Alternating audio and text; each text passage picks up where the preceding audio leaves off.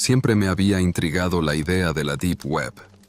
A lo largo de los años, había leído historias de personas que decían haber encontrado lo impensable ahí.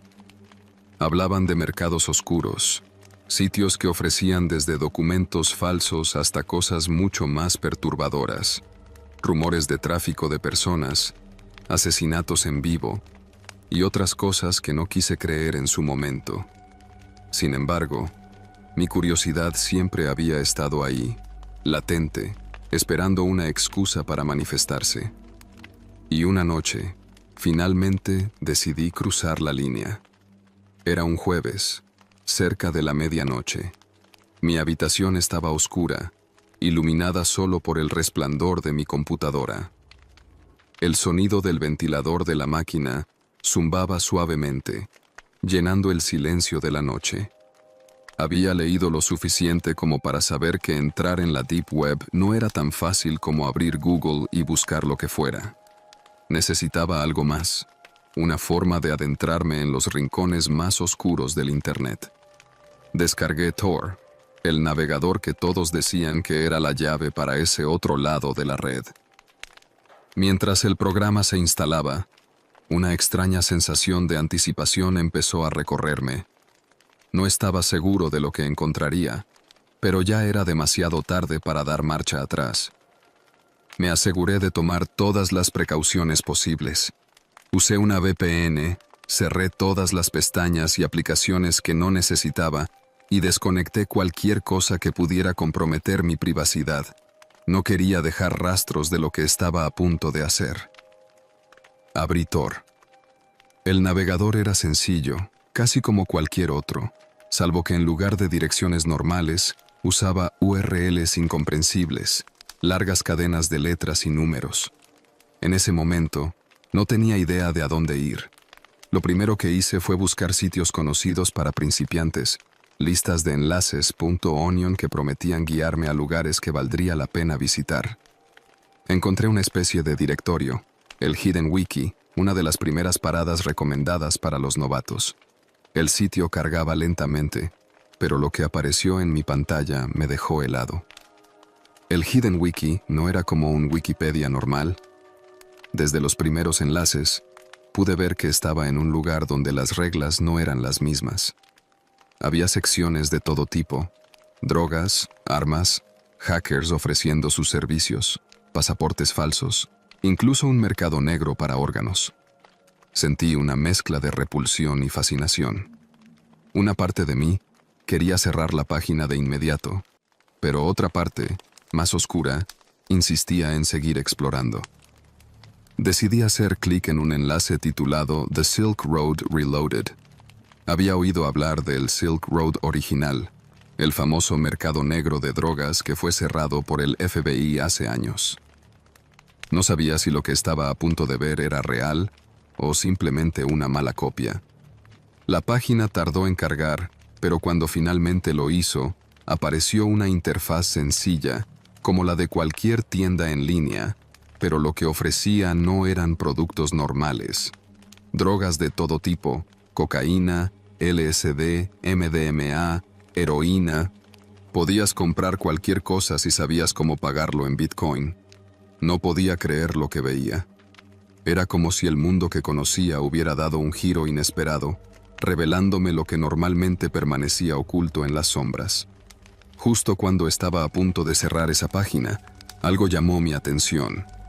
Un pequeño mensaje emergió en la esquina inferior de la pantalla. Decía: ¿buscas algo más interesante? Únete a nosotros. Código de invitación: S23. No era un enlace normal, ni una publicidad como las que había visto antes. Parecía una invitación directa. Sin pensarlo mucho, copié el código y lo guardé. Quizás era una trampa, o tal vez algo más siniestro, pero la curiosidad me venció de nuevo. Navegué un poco más antes de regresar al directorio principal, buscando un lugar donde pudiera usar ese código.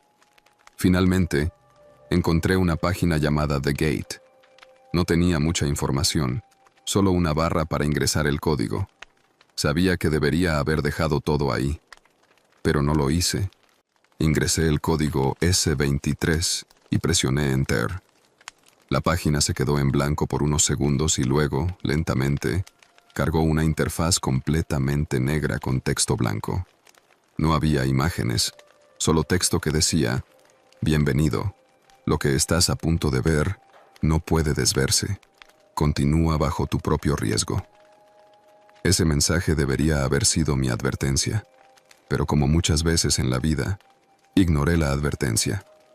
Hice clic en Continuar. Lo primero que apareció fue una serie de videos. No eran como los videos que encuentras en YouTube o cualquier otro sitio. Estos eran extremadamente perturbadores desde el primer fotograma. En el primer video, se veía una habitación oscura, apenas iluminada por una luz amarillenta. Había una silla en el centro, y en esa silla estaba atada una mujer. Parecía dormida o inconsciente. El video no tenía sonido, solo la imagen de esa mujer atada en la silla. Lo dejé correr durante unos segundos, pero nada más sucedía. Estaba a punto de cerrar la ventana cuando la cámara, que hasta ese momento había permanecido estática, comenzó a moverse lentamente, como si alguien la estuviera manipulando. Me aparté un poco de la pantalla. Algo en ese video me hizo sentir que no era una simple actuación, que lo que estaba viendo era real. Y entonces, sin previo aviso, la pantalla se oscureció y apareció otro video. Esta vez, se veía a alguien encapuchado, de espaldas a la cámara. En sus manos sostenía un objeto afilado. No podía ver claramente lo que era, pero mi imaginación comenzó a llenar los vacíos de lo que podría estar a punto de suceder. Sentí que el estómago se me revolvía. No quería ver más, pero algo me tenía paralizado. Seguí mirando, con el corazón latiendo cada vez más fuerte. El encapuchado se acercó a la cámara, pero antes de que pudiera hacer nada más, el video se detuvo de golpe. En su lugar, apareció un mensaje. ¿Te gusta lo que ves? Únete a la transmisión en vivo. Lo cerré. Finalmente, algo dentro de mí despertó, diciéndome que me alejara de esa oscuridad. Pero cuando intenté cerrar el navegador, la página se quedó congelada. Intenté varias veces, pero nada funcionaba. El cursor no respondía y la pantalla se quedó en negro, con solo el zumbido del ventilador de la computadora llenando el silencio. De repente, una ventana emergente apareció en la esquina inferior.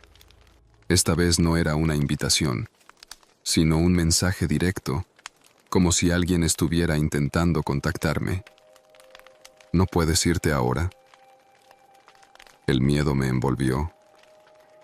Cerré la computadora de golpe, desconectando el cable de la corriente, mi corazón acelerado como nunca antes. Me quedé sentado en la oscuridad, tratando de calmar mi respiración, intentando convencerme de que había sido un error, una mala experiencia.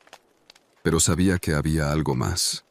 Algo detrás de esa pantalla, algo que no era solo una ilusión. Pasaron días antes de que pudiera volver a usar mi computadora, y aunque nunca más volví a Tor ni a la Deep Web, a veces, en las noches más silenciosas, creo escuchar el suave zumbido de mi computadora, como si alguien o algo estuviera esperando al otro lado, deseando que vuelva a conectarme. Desde esa noche, no dejo de pensar en esa frase. Lo que estás a punto de ver no puede desverse. Y maldita sea, tenían razón.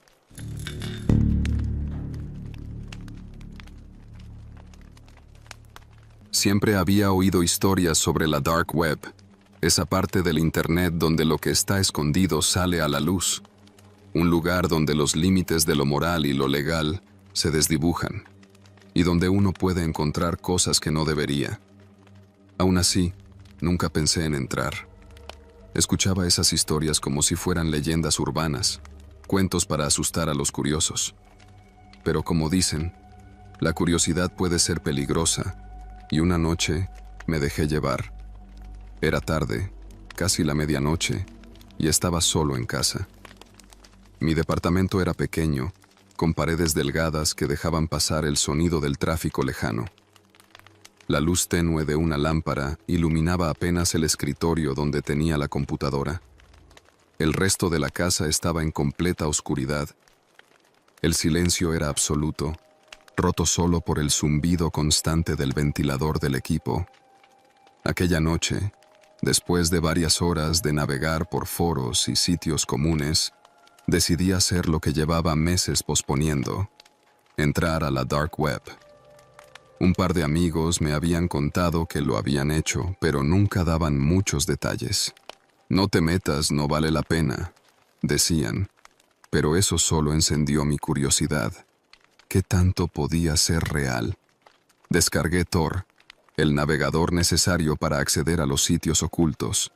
Era algo que ya sabía hacer. Me había asegurado de usar una VPN, de proteger mi IP y de estar lo más seguro posible.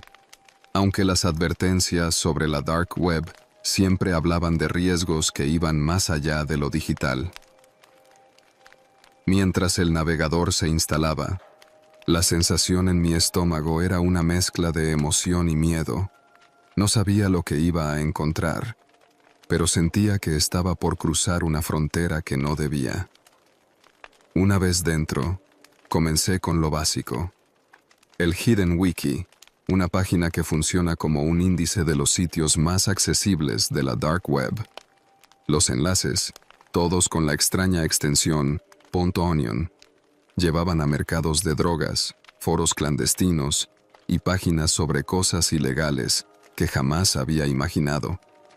Me sorprendía lo fácil que era acceder a todo eso. Era como entrar en una tienda de cosas prohibidas.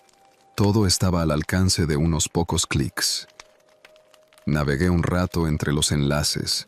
Algunos sitios no cargaban, otros me pedían invitaciones, pero nada de lo que veía me parecía particularmente aterrador, aunque sí perturbador, hasta que encontré un enlace que me llamó la atención. Sombras ocultas, transmisión en vivo. No había ninguna descripción, solo esas palabras. Una transmisión en vivo en la dark web no podía significar nada bueno, lo sabía. Mi mente me decía que lo dejara, que no tenía sentido seguir, pero la curiosidad, ese impulso interno que no puedo explicar, me hizo hacer clic. El sitio tardó en cargar. La pantalla era completamente negra, salvo por una pequeña ventana en la esquina que mostraba el título: La verdad que no puedes dejar de ver. No había más detalles. Después de unos segundos, la pantalla se iluminó y la transmisión en vivo comenzó. Al principio, no parecía nada especial. Una cámara estática mostraba una habitación vacía. Las paredes eran de concreto, sin ventanas, y había una silla en el centro de la habitación, iluminada por una luz tenue y amarillenta. Esperé, pensando que tal vez era una broma o algún tipo de grabación falsa. Pero mientras observaba, algo comenzó a inquietarme. El silencio de la transmisión era absoluto, tanto que podía escuchar el latido de mi propio corazón. Miré a mi alrededor, asegurándome de que todas las puertas estuvieran cerradas y que estaba solo en casa. La oscuridad de mi departamento ahora se sentía más pesada, más densa, como si algo invisible me observara. De repente, en la transmisión, una puerta se abrió lentamente en la parte trasera de la habitación. Mi corazón se aceleró al ver una sombra moverse hacia la silla. Un hombre, vestido con ropa oscura, apareció y se sentó en la silla, mirando fijamente a la cámara. No dijo nada, no hizo ningún movimiento más que quedarse allí, con los ojos fijos en la pantalla. Su rostro estaba parcialmente cubierto por una capucha y solo podía ver la parte inferior de su cara, pálida, inerte, como si fuera una máscara. Esperé a que hiciera algo. ¿Era solo una transmisión en vivo de alguien sentado en una silla? Minutos pasaron, pero el hombre no se movía. De repente, el chat de la página comenzó a llenarse de mensajes. Gente escribía cosas en diferentes idiomas, pero todos parecían estar esperando algo. Mi curiosidad se transformó en inquietud.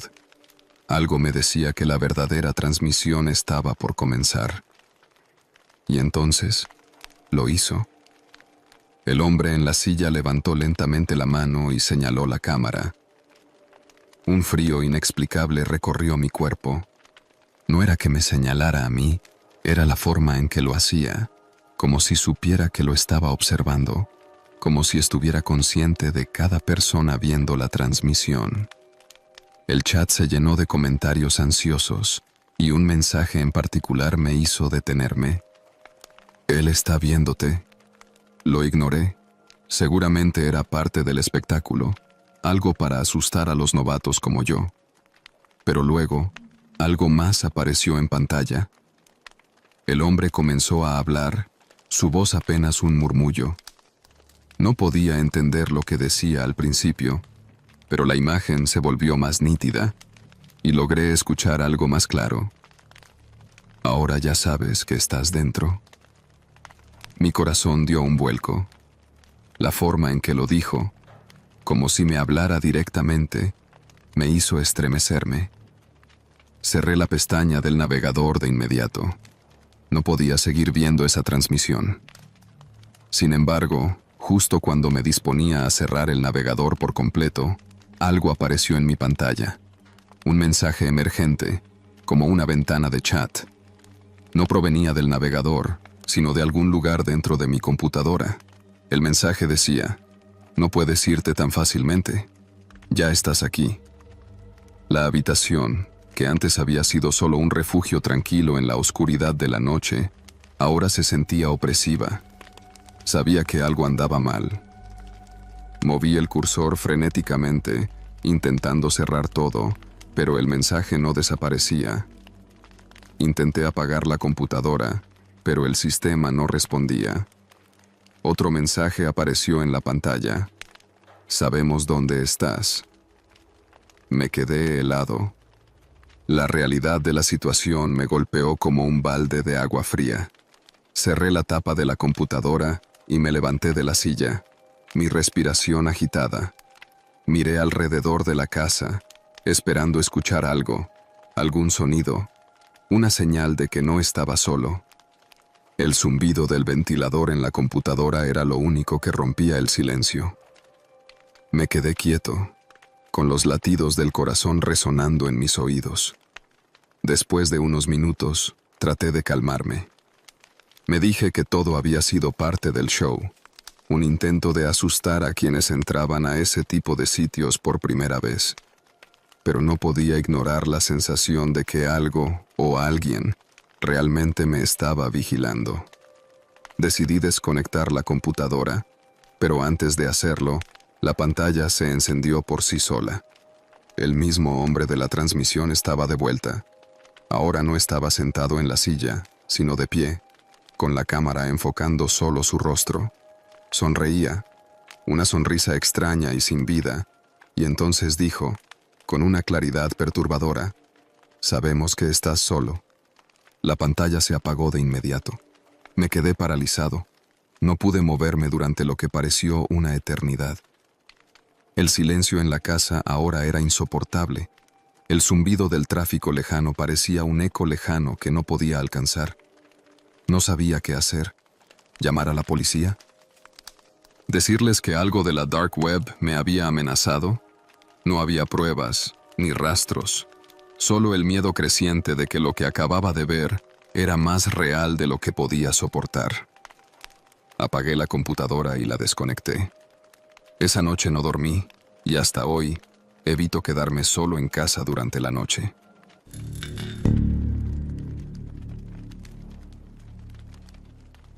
Hace algunos años hice algo terrible, algo que desearía con todas mis fuerzas nunca haber hecho, pues es una acción que jamás podré enmendar, aunque daría lo que fuera por poder hacerlo. Todo comenzó cuando Emma rompió conmigo. Sí, sé que esto ahora puede parecer trivial, el típico caso del chico despechado que hace algo muy estúpido, y exactamente así fue. pero con consecuencias absolutamente devastadoras. Para ese momento yo tenía 19 años, y ella fue la primera chica de la que me enamoré. Y si eres alguien que ya pasó por esa etapa, entonces debes saber la intensidad con la que se siente todo a esa edad, especialmente el desamor. Emma y yo habíamos estado juntos por 2 años, pero nuestra relación nunca estuvo libre de drama, especialmente porque éramos aún muy jóvenes e inmaduros. Así que solíamos discutir muy seguido y a veces por tonterías, pero siempre acabamos reconciliándonos. Sin embargo, esta última vez no fue así. Y no lo fue porque nuestra discusión no se debió a una tontería como que alguien dijo algo que le molestó al otro o porque alguien olvidó una fecha de cumpleaños. No, esta última discusión se debió a que ella me estaba engañando con otro chico de la universidad a la vista de todos, y cuando la confronté al respecto, no solo no lo negó, sino que me dijo que ella ya no quería estar conmigo, que ya no estaba enamorada de mí, que lo sentía, pero se había enamorado de este otro chico. Escuchar esto realmente me rompió el corazón, porque yo aún amaba a Emma, pero al mismo tiempo me sentía muy herido, porque si ya no me amaba, pudo habérmelo dicho, pudimos haberlo hablado, pero en lugar de eso, ella seguía conmigo, mientras se enredaba con otro, y cuando le reclamé al respecto, ella solo se excusó diciendo que estaba esperando el momento adecuado para decírmelo, porque no quería romperme el corazón, como si el haberme convertido en el cornudo de la clase no lo hubiera hecho ya. Estaba muy herido, más que herido. Me sentí ofendido, insultado, pues, como suele pasar en estos casos, yo fui el último en enterarse de todo. Yo la amé incondicionalmente durante 2 largos años, y le fui fiel en todo momento.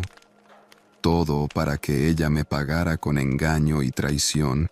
Esto era una basura, pero lo peor era que yo aún la amaba, aunque en ese momento sentí que la odiaba por lo que me había hecho, y no estaba dispuesto a simplemente dejarlo pasar.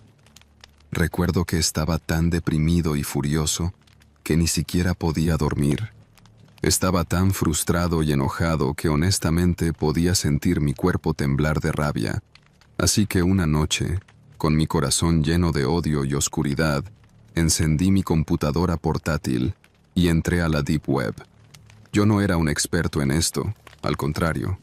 Me había pasado incontables horas intentando sin éxito navegar en ella, y solo encontré las ofertas de droga habitual, los sitios trampa de miel y, por supuesto, foros, muchísimos foros. Y, aunque no sabía lo que estaba buscando, o incluso dónde encontrarlo, sí lo sabía en el fondo. En verdad lo sabía inconscientemente. Supongo que de alguna manera sabía que solo quería encontrar era algo para vengarme ella, para lastimarla. Quería lastimarla como ella me lastimó a mí. Quería que ella sintiera la vergüenza que yo había sentido y sufrido en sus manos, y quería humillarla como ella me había humillado a mí. En ese momento, todavía tenía fotos y videos de ella de nuestro tiempo juntos, fotos íntimas. Y sí, sé que esto es muy ruin, pero en ese momento de ira y resentimiento, todo en lo que podía pensar era en hacerle daño. Así que pensé que era una buena idea usar este material contra ella, por lo que comencé a hacer clic en enlace tras enlace, hasta que finalmente hice clic en algo que me llamó mucho la atención. Este era un foro llamado Lista de Traviesos. Y lo que me llamó tanto la atención sobre este foro es que comenzaba con la pregunta: ¿conoces a alguien que haya sido malo? Si es así, tal vez deberías ponerlo en la lista de traviesos. Al ver esto pensé, perfecto. Esto es todo lo que necesitaba. Subiré las fotos y videos personales que tengo de ella allí, y tal vez incluso podría vincular sus redes sociales, y veremos ahora quién se ríe de quién. Entonces pensé incluso en agregarle un destino, pero ella había vuelto a vivir con su madre, así que tracé la línea allí. Sin embargo, El foro no era lo que yo esperaba, ya que no se podía acceder directamente a su página de inicio, sino que habían diferentes secciones que se llamaban castigos, y estaban basadas en el tipo de castigo que querías infligir a la persona que, según tú, había sido mala.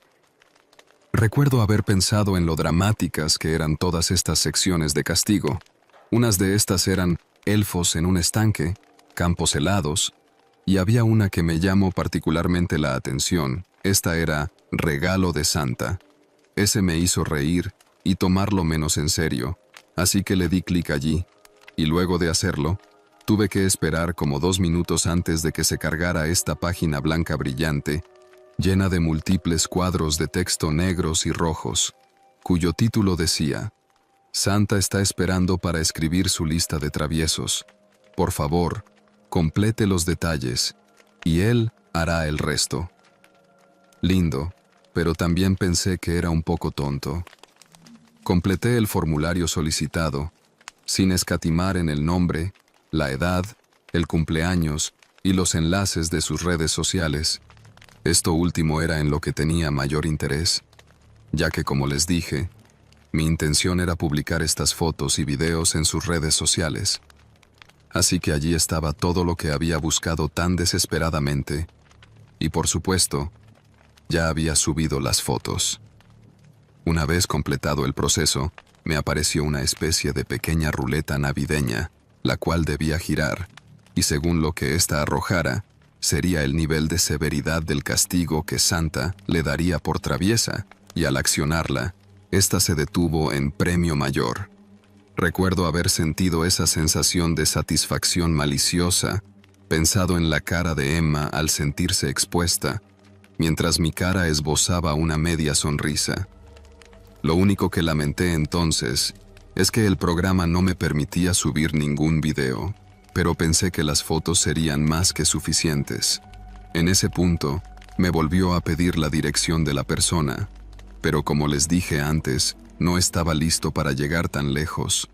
En su lugar, escribí el nombre de su ciudad natal, nuestra ciudad natal, algo de lo que me arrepiento profundamente hoy en día. Desearía realmente no haberlo hecho jamás. Una vez complete la información, sin dudarlo un momento, hice clic en el botón de enviar, y después de unos segundos, apareció un pequeño cuadro de texto preguntando: ¿estás seguro de que los datos son correctos? Santa no lo olvidará. En ese momento volví a revisar la lista, y me aseguré de que todo era correcto, y los datos ingresados eran definitivos. Entonces, presioné sí, y pensé que todo estaba perfecto, hasta que esta opción me redirigió a otra página. Esta página tardó unos minutos en cargarse, pero cuando lo hizo, me tomó completamente por sorpresa, ya que solo mostraba un cartel que simplemente decía la frase: gracias por incluir a alguien más a la lista de traviesos, en verdad lo apreciamos, ahora siéntate y relájate. Santa le dará el castigo adecuado a esta traviesa, él pronto deslizará su saco en la chimenea. Jo. Santa sabe cuándo has sido travieso. Honestamente, esto me sorprendió un poco, y me tomó unos minutos procesar lo que decía, pero cuando lo hice, me reí mucho de lo horrible que esto sonaba. Es decir, sonaba como algo pervertido y escalofriante al mismo tiempo, pero digamos que era justo esa la temática del foro. Además, no había manera de que pudiera ser real de todos modos, así que no me importó, ya había logrado mi objetivo. Así que todo lo que pensé es que cuando el trabajo esté terminado y todo esté subido, la gente los verá, comenzará a enviarle mensajes en las redes sociales, y luego será su turno de ser la humillada. Y por bajo que esto pueda sonar, ese pensamiento repugnante me hizo sentir mejor conmigo mismo. Luego de eso, apagué mi computadora portátil y limpié todo correctamente, asegurándome de que no pudieran rastrearse ni implicarme de ninguna manera. Ya estaba fuertemente protegido, lo sabía, pero como cualquiera que use la web oscura te dirá, es mejor prevenir que lamentar. A la mañana siguiente, me desperté con la sonrisa más grande e inquietante que jamás haya producido en mi vida. Sinceramente, debí parecerme al gato de Cheshire sonriente de Alicia en el País de las Maravillas. Estaba tan contento con mi hazaña que no era capaz de disimularlo ni un poco, pero al recordarlo ahora, sinceramente, me hace sentir muy avergonzado. Pero ese día, no podía esperar a ver los frutos de mi trabajo. Estaba tan emocionado de ver a Emma sufrir y rabiar. Quería que viviera en carne propia lo que estaba sufriendo. Quería romperla y que ella se sintiera tan inútil y humillada como me había hecho sentir a mí. Pero para mi absoluta consternación y decepción, no pasó nada ese día. Esperé y esperé ansioso a que llegara a mi puerta hecha una furia, o me estallara el teléfono a llamadas, pero nada, ni llamadas telefónicas, ni mensajes de texto histéricos, ni publicaciones en las redes sociales de indignación, nada en absoluto. Lo peor es que si algo no hubiera funcionado bien, no había manera de que pudiera verificarlo, y no pude encontrar ese enlace nuevamente, y vaya que lo intenté. Pasaron unos días, y luego más y más días, y para entonces mi entusiasmo ya se había desvanecido y me sentía abatido, realmente molesto por eso. Claramente no había funcionado, nadie estaría tan tranquilo si lo hubiera hecho, y tampoco podía ir a preguntarle o tratar de comprobarlo, porque eso me señalaría directamente como el responsable. Así que después de un tiempo de esperar sin resultados, finalmente me di por vencido. En verdad, con el paso de los días, toda la terrible experiencia de la ruptura fue quedando atrás, y ya no me importaba tanto, ni estaba tan ardido como ese día. Después de todo, ya había transcurrido casi un mes de eso. Simplemente dejé de pensar en el asunto, y hasta se me hizo aburrido, y en ese punto, la verdad es que el hecho de que todo fuera una farsa, extrañamente me hizo sentir mucho mejor, como si de alguna manera lo hubiera sacado todo de mi sistema, y todo el asunto de la venganza simplemente ya no me importaba. Sin embargo, unos días más adelante, me despertó un fuerte golpe en la puerta. En ese punto, todo el drama anterior de mi relación se me escapó por completo de la mente. Por eso me sentí bastante extrañado, porque no recibo muchas visitas con frecuencia, así que estaba más que molesto con quienquiera que me haya despertado. Con esa misma cara de pocos amigos, me acerqué a la puerta para ver quién me buscaba a esas horas, y se podrán imaginar mi cara de sorpresa cuando abrí la puerta de golpe solo para ser recibido por las caras serias de 2 oficiales de policía. Al ver a este par de oficiales apostados en mi puerta, pensé, listo, es todo, voy a ir a prisión, y todos van a pensar que soy una especie tipejo raro y de lo más bajo, algo que para ser justos, lo era. En el momento en que me preguntaron si podían entrar, me obligué a no hacer una escena y empeorar potencialmente las cosas.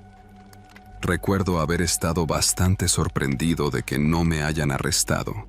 Y si me había pedido entrar, es porque no habían venido a arrestarme precisamente. De ser lo habrían hecho y ya. Así que será mejor que vea lo que quieren. Pero lo que me dijeron luego me dejó completamente sin aliento. ¿Cuándo fue la última vez que viste a Emma?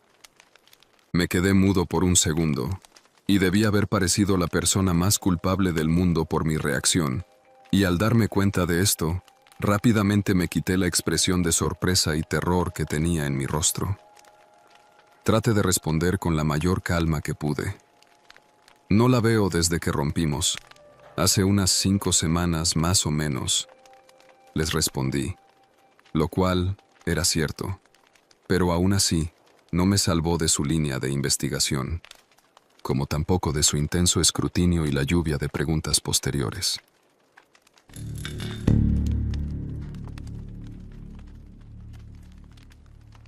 ¿Dónde estaba usted la noche del 6? Les dije la verdad, en casa. ¿Alguien puede verificar esto? Dijeron. Bueno, no exactamente, vivo solo, pero me dejaron en casa después del trabajo, y eso es algo que pueden corroborar mis colegas, ya que es la rutina después de cada turno. ¿Y a qué hora fue esto? Le dije la verdad. Eran alrededor de las 10:30. Las cámaras en el trabajo deberían mostrarme saliendo alrededor de las 10:20, y son solo unos 10 minutos en coche hasta aquí. ¿Dejó su propiedad en algún momento después de su regreso? No, le dije dócilmente, pero con la mayor seguridad que pude, le respondí. El circuito cerrado de televisión fuera de los apartamentos verificará esto. Su intensa mirada en mis ojos pareció vacilar y aflojarse cada vez más, así que pensé que era un momento oportuno para preguntar, ¿se puede saber a qué se debe esto? Entonces, lo que me dijo después hizo que se me escapara todo el aire de los pulmones. Él dijo que, aunque no podía darme detalles de una investigación en curso, podría decirme que Emma había sido reportada como desaparecida y no había sido vista durante casi una semana. Fue vista por última vez por su madre, cuando salió de su casa para ir de compras, pero nunca regresó. Los oficiales de policía se fueron poco después, y de hecho me agradecieron por mi tiempo. Al día siguiente, revisaron el circuito cerrado de televisión con mi jefe y mi colega, quienes confirmaron mi historia, y verificaron que les decía la verdad. Después de eso, los días se convirtieron en semanas, y aún nada de Emma. Parecía como si hubiera desaparecido en el aire. No podía creerlo. No podía. Podría haber sido por mi culpa. Pensé que tal vez era algún asqueroso que la había acechado por sus redes sociales y encontró su dirección después de que la publiqué junto con las imágenes. Pero seguramente tenía que ser una coincidencia. Ese estúpido foro no podía ser real. Me refiero a la lista traviesa de Santa. Vamos, contrólate, hombre. Pensé para mis adentros la primera vez que esta posibilidad se asomó en mi cabeza. Cuanto más pasaba el tiempo, más horrible me sentía.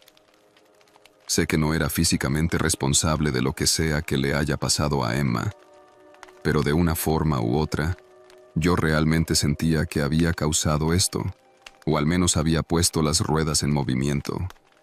Me sentí tan culpable como si le hubiera hecho algo. Quiero decir, esta es la chica que una vez amé, la chica que todavía amaba, y yo había hecho esto, yo había causado esto.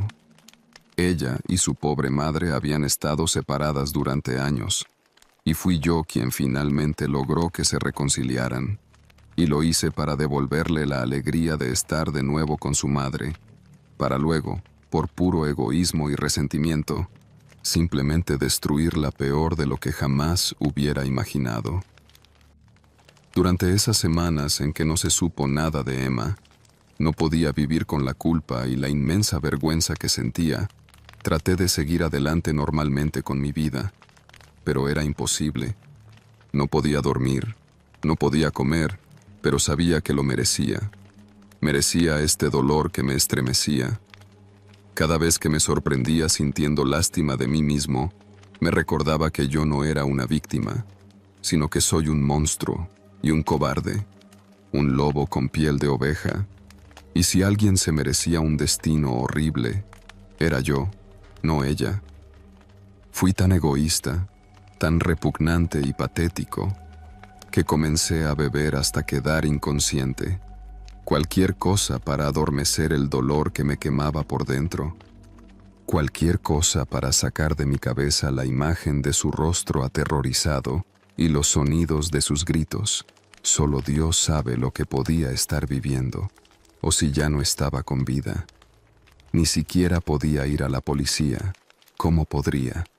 Si hubiera confesado lo que hice, eso solo me convertiría en un sospechoso y no ayudaría en nada a encontrarla. O tal vez solo estaba siendo un completo cobarde. Pero como fuera, era inútil y ella se había ido. Durante semanas, esperé todas las mañanas una actualización, pero no había información nueva, y todos los días un pedacito de mí se moría. Fue una tortura absoluta hasta que un día, finalmente la encontraron. Pero cuando me dieron la noticia, La verdad fue tan devastadora que nunca me voy a recurar de eso. El cuerpo de Emma fue hallado en una vieja fábrica abandonada en las afueras del pueblo vecino. No podía creerlo, podía sentir que se me apretaba la garganta, al punto en que estaba luchando por respirar, y cuando finalmente escuché los detalles del hallazgo, rogué con todas mis fuerzas que pudiera ser algún tipo de error, pero desafortunadamente no había errores. Quería que ella sufriera tanto como fuera posible, y supongo que obtuve, lo pedí. Emma fue encontrada metida en una de las viejas chimeneas de la fábrica. Su cuerpo estaba metido dentro de un saco de juguetes. Estaba completamente desnuda y su cuerpo se había deteriorado gravemente en ese punto. No podía creerlo. Casi me sentí morir al oír esto.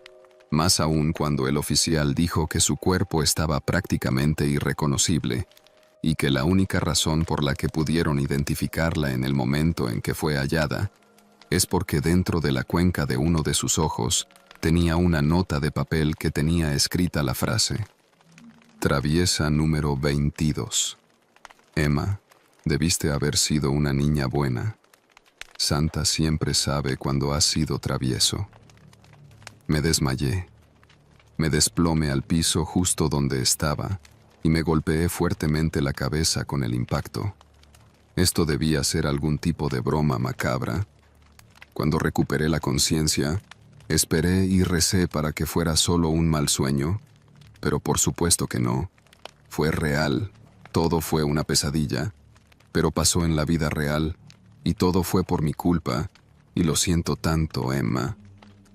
Lo siento muchísimo, lamento lo que te hicieron, y lamento lo que te hice. Me siento culpable todos los días de mi vida, y no pasa un día sin que piense en ella, y lo que mi estúpido egoísta le causó. Es un peso que llevo conmigo desde entonces, y hasta el fin de mis días. Y sé que tarde o temprano tendré que pagar por ello, aunque ya lo estoy haciendo. Siempre había sido una persona curiosa, pero mi curiosidad comenzó a volverse algo más intenso cuando escuché las historias sobre la Deep Web. No era nuevo escuchar rumores en la universidad sobre lo que la gente decía que podías encontrar ahí. Sitios donde vendían drogas, armas, servicios ilegales, incluso videos perturbadores que nadie debería ver. Aún así, nunca le había prestado demasiada atención hasta aquella noche de lluvia en que, aburrido en mi habitación y con demasiado tiempo libre, decidí explorar lo desconocido. Ya había descargado Tor hacía unos días, pero no había hecho mucho más que abrirlo, mirar un par de sitios y cerrarlo rápidamente, como si eso me protegiera de todo lo que había al otro lado. Pero esa noche, algo me empujó a adentrarme un poco más. El sonido de la lluvia golpeteando las ventanas y el ambiente oscuro de mi cuarto parecían el escenario perfecto para dejarme llevar por la curiosidad. Abrí el navegador y comencé a visitar algunos directorios de enlaces.onion. La mayoría no cargaban, o simplemente me llevaban a sitios de mercado negro que, aunque perturbadores, no eran nada que no hubiera imaginado. Pero en uno de esos directorios, un enlace llamó mi atención de inmediato. Era simple, con un título que decía: ¿Buscas tu barrio? Encuentra lo que no sabes. Me quedé mirando el enlace por unos segundos. Algo en esa frase resonó en mí. Vivía en un barrio bastante común, un lugar donde todos se conocían y donde rara vez ocurría algo fuera de lo normal. La idea de que pudiera haber algo oculto ahí, algo que yo desconociera, me intrigó. Contra mi mejor juicio, hice clic. La página que cargó era diferente a las demás. No era oscura ni tenebrosa como esperaba. De hecho, tenía una apariencia bastante sencilla, casi básica.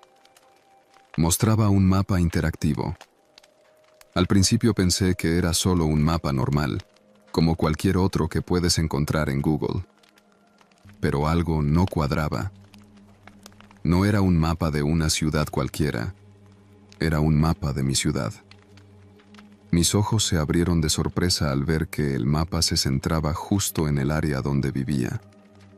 Había puntos marcados, pequeñas coordenadas con iconos extraños y un cuadro de búsqueda en la parte superior. Mi corazón comenzó a latir más rápido. Podría haber cerrado la página, pero la curiosidad me impulsó a escribir el nombre de mi calle en el cuadro de búsqueda. Presioné Enter y el mapa se acercó, enfocando el área donde vivía. En la pantalla, mi calle apareció rodeada de marcadores rojos que no entendía. Uno de ellos en particular estaba ubicado justo en la esquina, a menos de 2 cuadras de mi casa. Hice clic en el marcador, esperando que fuera algún tipo de error, pero lo que vi me dejó helado. Apareció una imagen, borrosa, como si hubiera sido tomada con una cámara de baja calidad. La imagen mostraba una pared de ladrillos. La reconocí al instante. Era la pared de una vieja tienda abandonada que quedaba justo al lado de mi edificio.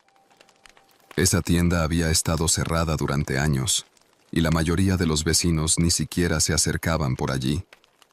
Siempre se decía que era peligrosa, pero nadie sabía exactamente por qué. La imagen no tenía nada más, solo esa pared.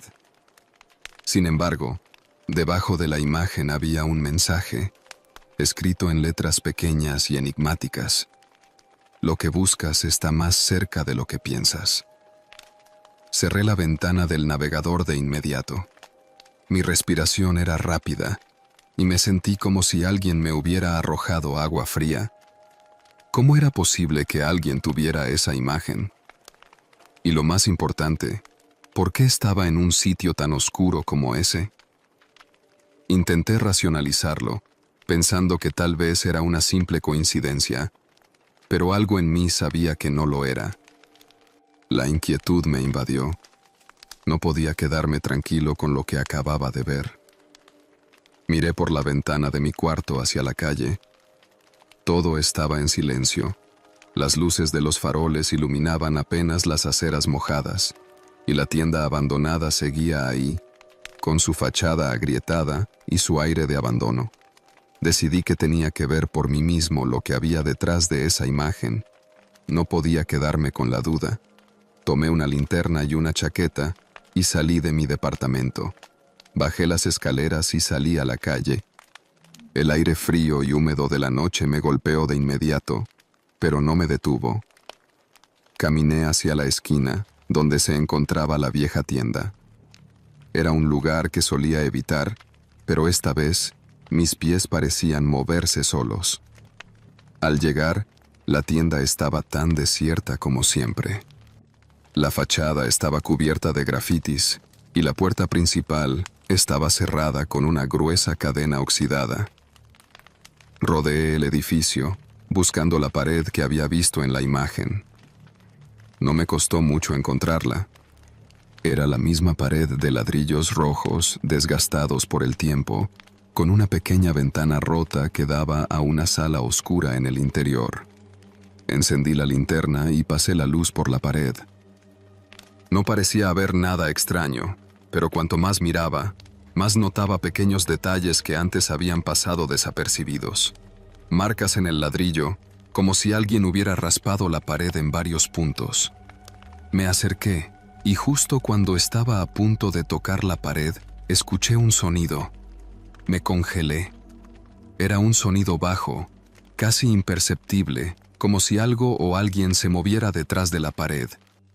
Di un paso atrás, sintiendo cómo la adrenalina se disparaba en mi cuerpo. Miré a mi alrededor, pero la calle seguía completamente desierta. Nadie más parecía estar ahí. El sonido se repitió, esta vez un poco más fuerte, como un golpe suave. Tragué saliva y me acerqué de nuevo. Sabía que era una mala idea, pero algo dentro de mí no podía parar. Me acerqué a la ventana rota e intenté iluminar el interior de la tienda. Lo que vi no fue lo que esperaba. Al principio, la linterna solo iluminó un montón de cajas viejas y polvo, pero algo brilló entre las sombras. Al enfocarlo mejor, noté que había una cámara instalada en una de las esquinas del techo, apuntando hacia la pared. Mi corazón se aceleró. No podía entender por qué habría una cámara en un lugar abandonado, y mucho menos apuntando hacia esa pared en particular. Lo peor fue darme cuenta de que la cámara no estaba apagada. Un pequeño destello rojo en la parte superior indicaba que estaba encendida, grabando. Retrocedí lentamente, sin dejar de mirar la ventana. El sonido que había escuchado antes ya no estaba, pero mi instinto me gritaba que me fuera de ahí. Apagué la linterna y me alejé de la tienda, caminando lo más rápido que pude sin correr, hasta llegar a la puerta de mi edificio. Sentí un alivio inmediato al entrar de nuevo, pero no pude sacarme de la cabeza lo que había visto. Esa noche no pude dormir. Me quedé en mi cuarto, con la computadora apagada, pero cada pequeño sonido en la oscuridad me hacía pensar en esa cámara, en lo que podría estar grabando y en quién estaría viendo esas imágenes. A la mañana siguiente, intenté regresar al sitio web, pero el enlace había desaparecido. Intenté buscar más información sobre la tienda, pero no encontré nada relevante. Hasta el día de hoy, no sé qué era lo que encontré esa noche, ni quién colocó esa cámara. Pero a veces, cuando paso por esa esquina, siento que algo o alguien sigue observando. No desde el exterior, sino desde dentro, desde esa pared de ladrillos rojos que guarda un secreto que probablemente nunca debería haber intentado descubrir.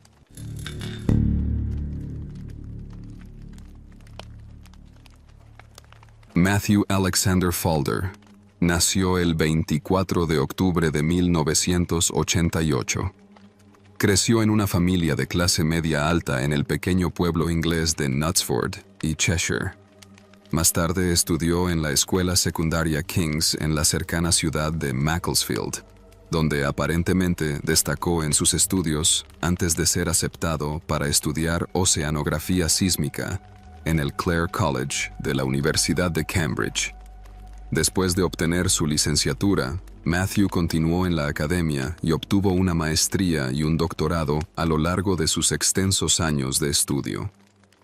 Posteriormente pasó a convertirse en investigador postdoctoral y profesor en la Universidad de Birmingham, en Reino Unido, y todos los que lo conocieron lo describen un chico muy popular y extrovertido que tenía muchos amigos y gozaba de simpatía de todo a su alrededor, gracias a su gran carisma y su personalidad hilarante.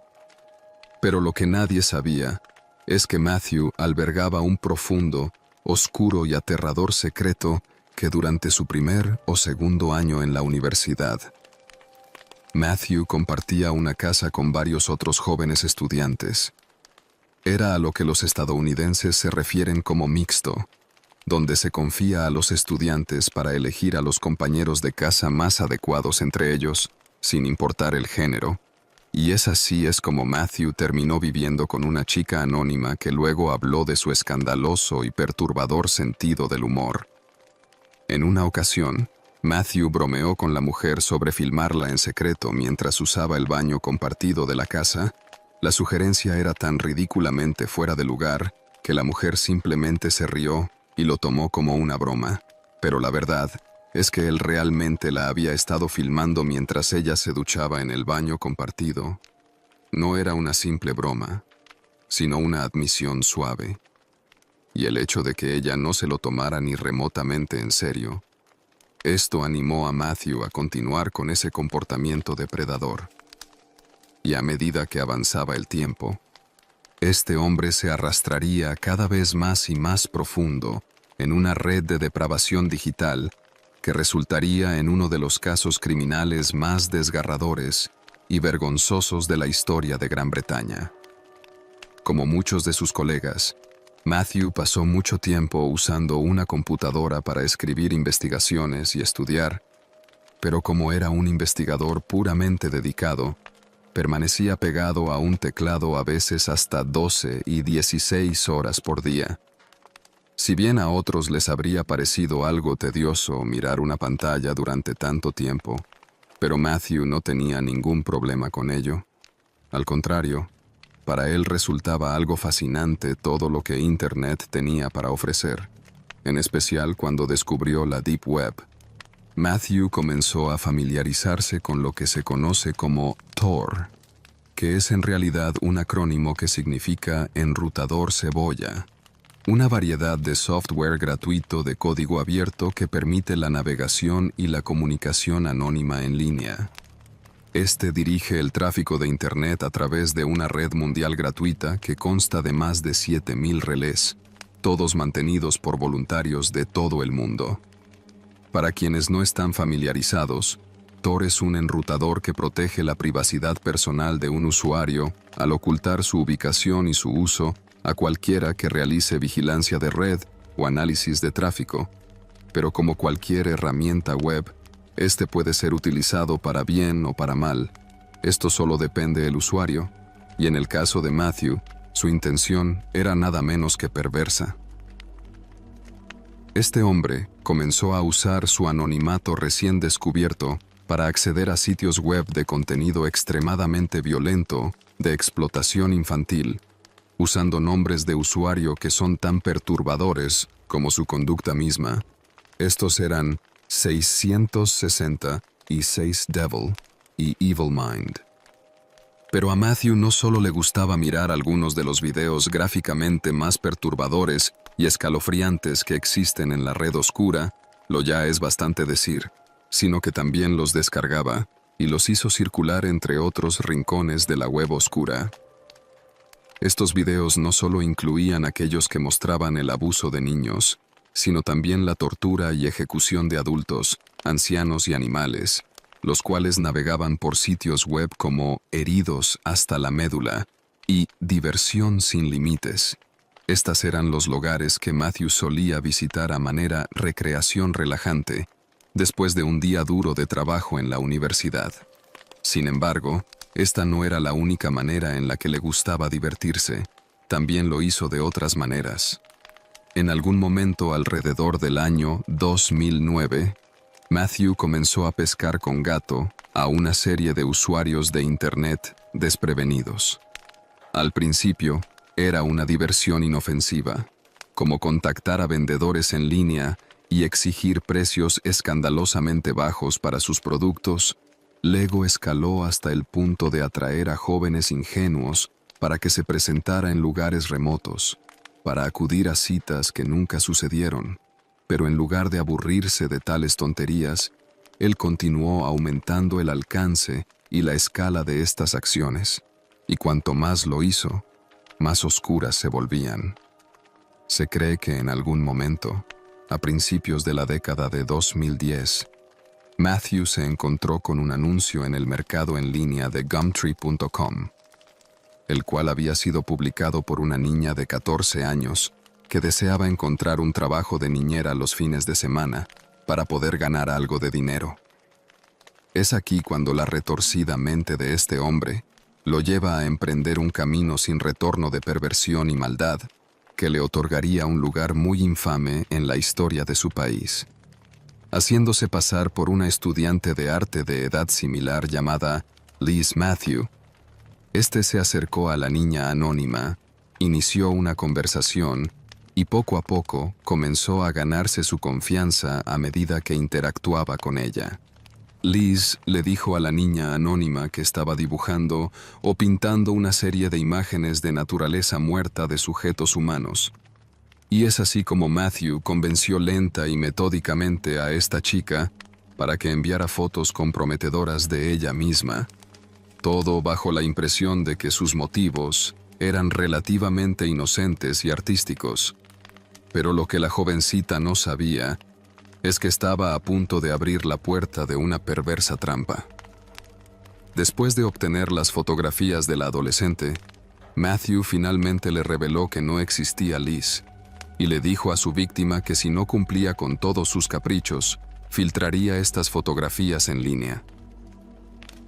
Se tomó su tiempo para decidir cuál sería su primera tarea, y cuando finalmente envió su demanda por correo electrónico a su víctima, quien aún estaba en shock, quedó más que horrorizada.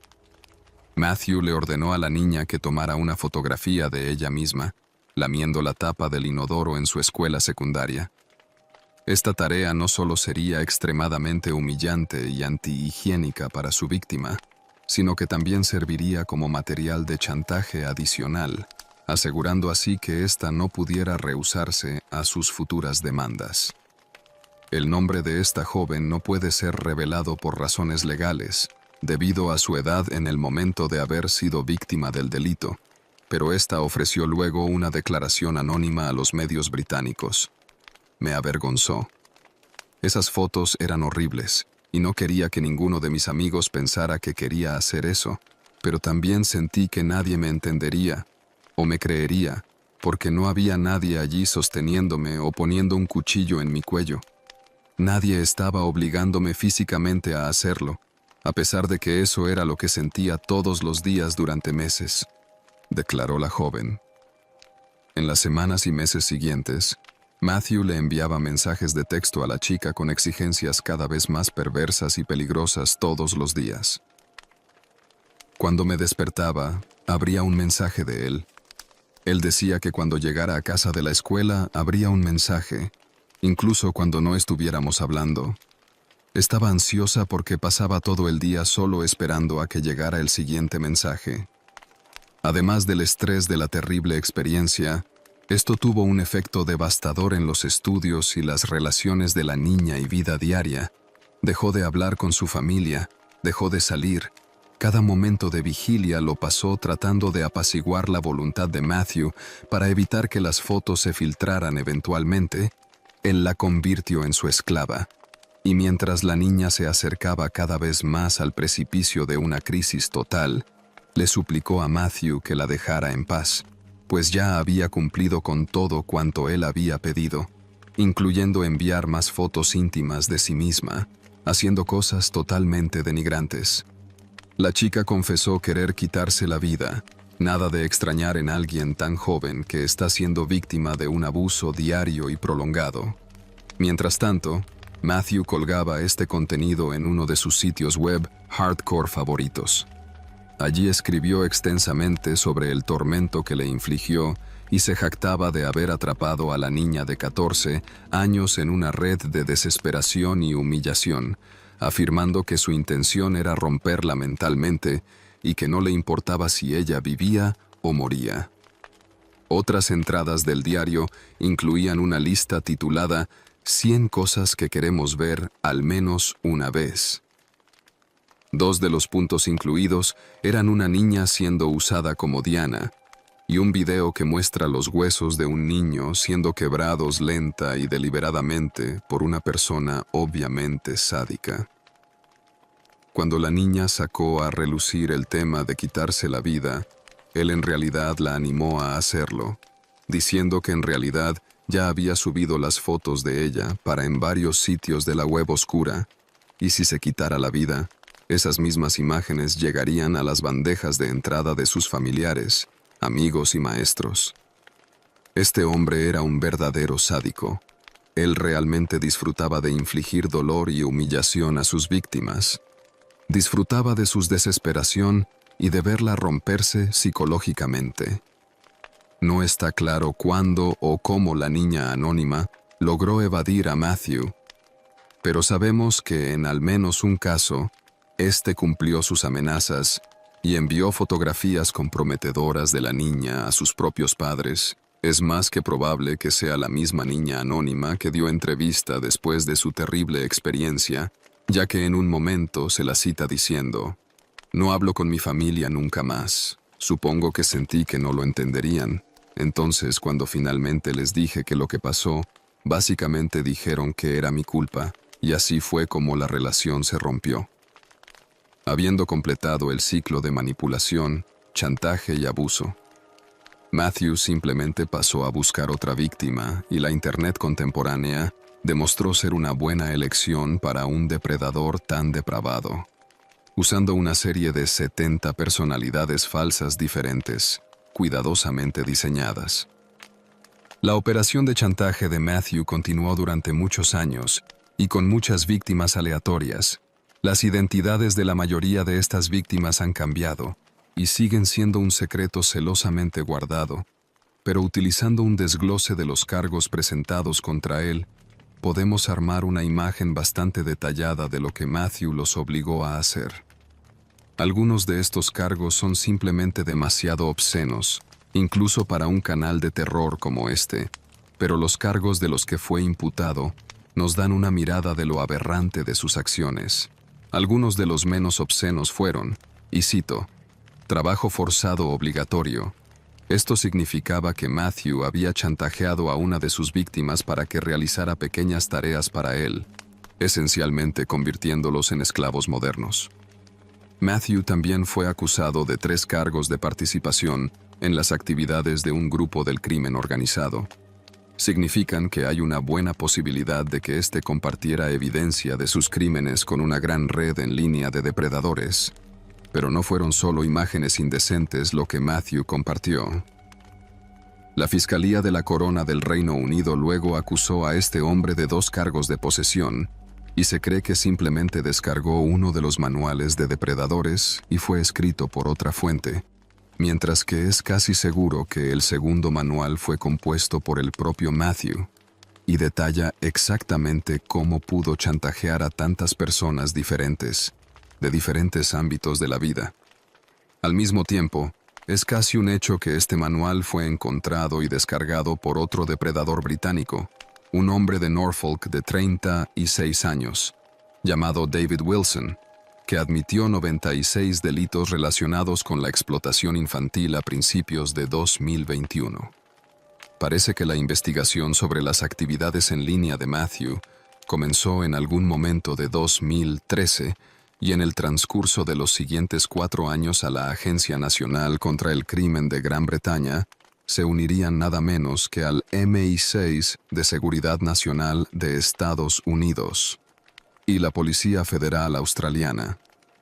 El alcance y la escala de los delitos de Matthew fueron tan terribles que incluso una agencia de inteligencia israelí anónima se involucró en la operación que lo nombró como uno de los ciberdelincuentes más prolíficos y peligrosos del mundo. Después de su audiencia inicial, el 16 de octubre de 2017, Matthew se declaró culpable de 137 delitos distintos contra 46 víctimas distintas. 4 meses después, fue sentenciado a 32 años de prisión, más 6 años adicionales sin libertad condicional. El juez del caso describió a Matthew como un hombre completamente retorcido y sádico, con un comportamiento astuto, persistentemente manipulador y extremadamente cruel, y que claramente se deleitaba con el dolor y la angustia que causó.